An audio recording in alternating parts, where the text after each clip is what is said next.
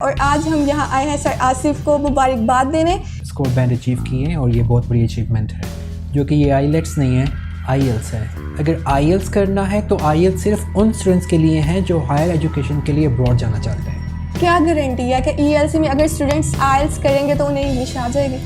क्योंकि बहुत से लोगों को लगता है कि आईएल्स एक लैंग्वेज का कोर्स है जिसको करने से लैंग्वेज बोलना आ जाती है। नहीं, ये चीज़ें आपके पास हैं तो हम आपको टिप्स देते हैं कि आप आईएल्स में मैक्सिमम स्कोर बैंड कैसे अचीव कर सकते हैं। सर उस्मान इंस्ट्रक्टर हैं इनके, और अब हमारे पास आईएल्स स्पेशलिस्ट हैं सर डॉक्टर जैन। क्या ये पैसे कमाने का जरिया है?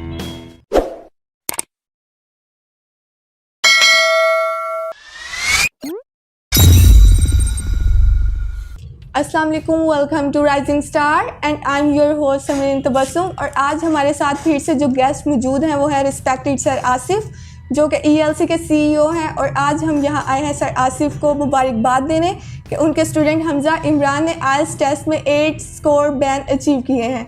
अस्सलाम वालेकुम सर। वालेकुम अस्सलाम। सर कैसे हैं आप? जी अल्हम्दुलिल्लाह ठीक ठाक।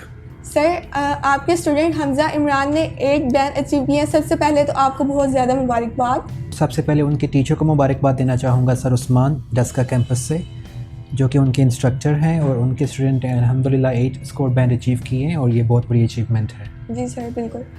सर बहुत से स्टूडेंट्स आपसे इंफॉर्मेशन हासिल करना चाह रहे हैं और आज हम उनके सवालात लेके आए हैं जिनका हमें आपसे जवाब चाहिए। जी ज़रूर। सर ईएलसी में आईएल्स टेस्ट का क्या प्रोसीजर है?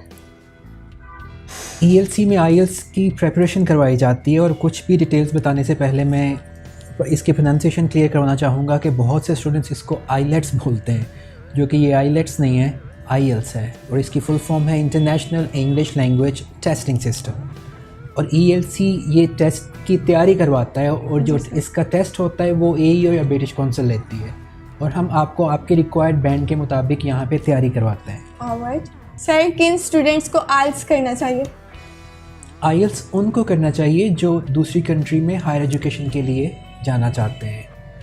बहुत से लोग यहाँ पे आईएल्स करने के लिए इसलिए भी आते हैं कि वो कहते हैं कि हमें इंग्लिश इम्प्रूव करनी है तो आईएल्स करना है। ये आईएल्स उनके लिए नहीं है जिन्होंने इंग्लिश इम्प्रूव करनी है। जिन्होंने इंग्लिश इम्प्रूव करनी है उनको मैं मशवरा दूँगा कि वो इंग्लिश लैंग्वेज कोर्स करें। अगर आईएल्स करना है तो आईएल्स सिर्फ उन स्टूडेंट्स के लिए हैं जो हायर एजुकेशन के लिए अब्रॉड जाना चाहते हैं। सर आप हमें बताएं कि क्या गारंटी है कि ईएलसी में अगर स्टूडेंट्स आईएल्स करेंगे तो उन्हें इंग्लिश आ जाएगी?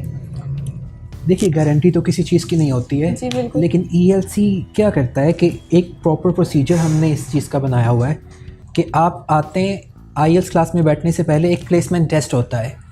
प्लेसमेंट टेस्ट क्वालिफाई करते हैं तो हम आपको 1 से 1.5 माह में इसकी तैयारी करवाते हैं। जी ठीक है, अगर आप आईएल्स टेस्ट क्वालिफाई करते हैं। क्योंकि बहुत से लोगों को लगता है कि आईएल्स एक लैंग्वेज का कोर्स है जिसको करने से लैंग्वेज बोलना आ जाती है। नहीं, आईएल्स एक लैंग्वेज का टेस्ट है। इससे पहले आपकी बेस अच्छा होना बहुत ज़रूरी है। आपके ग्रामेटिकल एरर्स नहीं होने चाहिए, स्पेलिंग एरर्स नहीं होने चाहिए, और आपके आइडियाज़ मैच्योर होने चाहिए।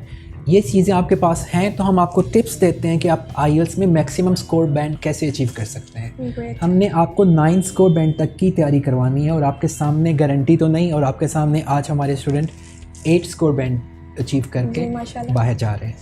सर आप हमें बताइए कि ईएलसी में कौन से इंस्ट्रक्टर हैं जिन्होंने स्टूडेंट्स को गाइड किया और इनके इतने बैंड आए? अभी जिनकी बात हम कर रहे हैं, आज जिस मकसद के लिए आप यहाँ पे आई हैं, वो सर उस्मान इंस्ट्रक्टर हैं इनके, जिन्होंने इनको तैयारी करवाई डस्का कैंपस में। और सर उस्मान तूर पसरूर में भी आईएल्स की क्लासेस ले रहे हैं, और डस्का कैंपस में भी आईएल्स की क्लासेस ले रहे हैं। और वहाँ तक का हाईएस्ट जो स्कोर बैंड है वो 8 बैंड सर उस्मान तूर के स्टूडेंट ने लिया है। जी माशाल्लाह। सर आप ईएलसी में आईएल्स के स्टूडेंट्स को कौन सी फैसिलिटीज़ प्रोवाइड कर रहे हैं?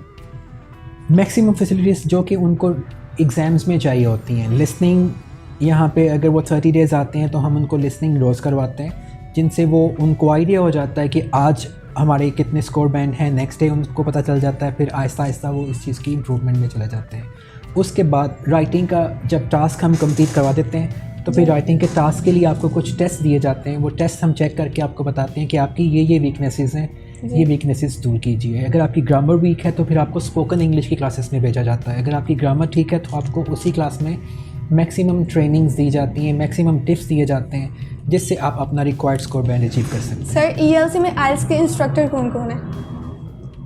सियालकोट की बात की जाए तो सबसे पहले यहाँ पे सर काशिफ़ ने स्टार्ट लिया, फिर सर काशिफ़ से ट्रेनिंग सर अली जो अभी कैंट ब्रांच में अली कंसल्टेंट के नाम से काम कर रहे हैं, अल्हम्दुलिल्लाह उनके भी काफ़ी अच्छे स्कोर बैंक उनके स्टूडेंट के हैं।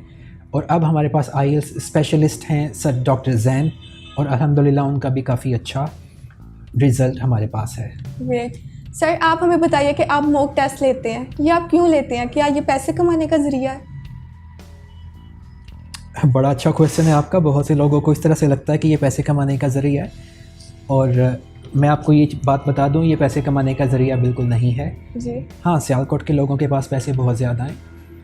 एक कॉन्सेप्ट बच्चों का बन चुका है, वो कॉन्सेप्ट क्या है कि हमें IELTS में एडमिशन दीजिए बस, जी। और IELTS में एडमिशन अगर आप टेस्ट क्वालिफाई नहीं भी करते फिर भी आप कहते हैं कि हमें IELTS में एडमिशन दीजिए। आप IELTS में बैठ जाते हैं, आप कहते हैं चलें कोई बात नहीं, अगर एक दफ़ा IELTS में हम रिक्वायर्ड स्कोर बैंड अचीव नहीं कर सकेंगे तो दोबारा दे देंगे। जी। तो जो उनकी फ़ी है वो 39,000 है। जी। अब आपने ये जो सवाल किया, अगर आपको लगता है कि हम जो मॉक टेस्ट की फ़ीस सिर्फ 2500 रुपीज़ ले रहे हैं आपसे, वो आपका 39,000 सेव करने के लिए जी। कि आप मॉक टेस्ट हमें दीजिए और आप पहले चेक कर लीजिए कि आपके रिक्वायर्ड बैंड आ सकते हैं कि नहीं, कि आपका राइटिंग स्ट्रक्चर ठीक है कि नहीं, कि आपके आइडियाज़ मैच्योर हैं। अगर आपको 7 बैंड चाहिए तो आपके आइडियाज़ मैच्योर हैं कि नहीं। अगर नहीं तो हम आपको रोक देते हैं कि आप अभी 39,000 फ़ी जमा नहीं करवाइए, अभी आप ब्रिटिश काउंसिल AEO में अपनी फ़ी जमा नहीं करवाइए, पहले अपने आप को इम्प्रूव कर लीजिए। उसके लिए ये मॉक टेस्ट दिया गया है। और मॉक टेस्ट की फ़ीस ना होने के बराबर 2500 रुपीज़, जिसमें आपकी लिसनिंग का टेस्ट होता है, राइटिंग का होता है, रीडिंग का होता है और स्पीकिंग का होता है, और आपके सामने आपका रिज़ल्ट आ जाता है। Okay sir. सर IELTS करने के लिए क्या क्वालिफ़िकेशन होनी चाहिए स्टूडेंट्स की? क्या हर स्टूडेंट्स IELTS कर सकता है? IELTS करने के लिए क्वालिफ़िकेशन का होना ज़रूरी नहीं है, लेकिन IELTS करने के लिए इंग्लिश लैंग्वेज का अच्छा होना ज़रूरी है। जी सर। जैसे मैंने आपको बताया कि आपके आइडियाज़ मैच्योर होने चाहिए, जी बिल्कुल। आपका राइटिंग स्ट्रक्चर ठीक होना चाहिए। जी। हमारा सिस्टम जो है वो ग्रेजुएशन करके भी आपको राइटिंग करना नहीं सिखा रहा है, और IELTS में आपने खुद से लिखना है। IELTS में कुछ भी रेडीमेड चीज़ें नहीं हैं, कुछ भी ऐसे एसेज नहीं है जो आपने याद करके लिखने होते हैं। अनसीन टॉपिक्स आते हैं जो आपने वहाँ पे लिखने हैं। उसके लिए आपका राइटिंग स्ट्रक्चर ठीक होना चाहिए। इसलिए क्वालिफ़िकेशन को एक साइड पे रखिए और ये देखिए कि मेरी इंग्लिश कैसी है। ELC क्या फैसिलिटीज़ प्रोवाइड कर रहा है कि अगर आपकी इंग्लिश ठीक नहीं है तो आपको 0 लेवल से लेकर एडवांस लेवल तक इंग्लिश लैंग्वेज सिखाई जाती है, फिर आपको IELTS में भेजा जाता है। जी। और वो इसलिए सिखाई जाती है कि IELTS करके अगर आप दूसरी कंट्री में जाएं तो एक सर्टिफिकेट तो साथ लेके जाएंगे, लेकिन आपको वहाँ की लैंग्वेज भी आनी चाहिए, क्योंकि वहाँ पे आपने पढ़ना है और टीचर्स ने आपके साथ इंग्लिश बोलनी है, और अगर जॉब करनी है तो भी आपको इंग्लिश चाहिए वहाँ पे। जी सर। इसलिए ELC आपको फुल प्रिपेयर करके सियालकोट की पाकिस्तान की मार्केट और इंटरनेशनल मार्केट के मुताबिक रेडी करके यहाँ से भेज रहा है। जी सर। बिल्कुल सर, आप IELTS के स्टूडेंट्स को कोई एडवाइस देना चाहें? IELTS के स्टूडेंट को या कोई भी स्टूडेंट को एडवाइस यही देना चाहूँगा कि जो उनका टारगेट है उसको अचीव करने के लिए वो वाली एक्टिविटीज़ कीजिए जो उनके लिए हेल्पफुल हैं। मैंने अगर IELTS करना है और अगर मुझे बताया गया है कि लिसनिंग के लिए मुझे 1 आवर 2 आवर्स रोज़ निकालने हैं तो मुझे निकालने चाहिए। जी बिल्कुल। टीचर्स क्या कर सकता है? टीचर आपको गाइड कर सकता है, टीचर्स आपको वेज बता सकता है। जाना किसने है? आपने। जी तो बिल्कुल। हम आपको बताएंगे कि अगर आपने राइटिंग, अब मैं क्या कहता हूँ, राइटिंग अगर इम्प्रूव करनी है तो क्या मैं लिखना शुरू कर दूँ? नहीं, राइटिंग अगर इम्प्रूव करनी है तो रीडिंग ज़्यादा कीजिए। लिसनिंग अगर इम्प्रूव करनी है तो सुने ज़्यादा, जी बिल्कुल। ठीक है। और सुनने के साथ साथ आपकी स्पीकिंग भी अच्छी होती जाएगी। इसलिए कुछ टिप्स इस तरह से है कि रीडिंग करने के लिए IELTS में न्यूज़पेपर रीडिंग आपके लिए बहुत ज़रूरी है, इंग्लिश को सुनना आपके लिए बहुत ज़रूरी है, और आपको लैंग्वेज क्लासेस लेना ज़रूरी है।